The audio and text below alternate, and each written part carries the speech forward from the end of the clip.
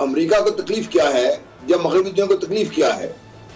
अफगानिस्तान में जिस बुरी तरीके से शिकस्त हुई, अब अगर उससे निकल जाते हैं, अफगानिस्तान को छोड़ देते हैं एज ए स्टेट प्रोसेस करने के लिए, प्रोग्रेस करती है वो, और पाकिस्तान स्टेबल होकर प्रोग्रेस करना शुरू कर देता है, तो इस रीजन में मगरबी दुनिया का जो टोटल इन्फ्लुएंस है या उनकी जो इकोनॉमिक इजारादारी है वो खत्म हो जाएगी।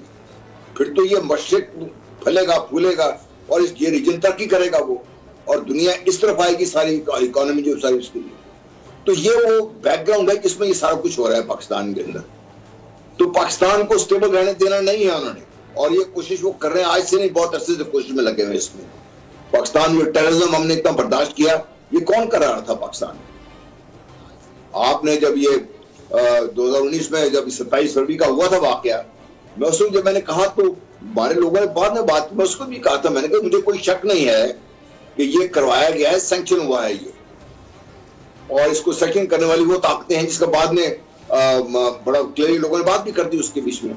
मैंने पहले कहा था अमेरिका, इजराइल और इंडिया लगा हुआ इसके बीच। अच्छा, सब्सक्राइब करें और बेल दबाएं ताकि कोई खबर रह न जाए।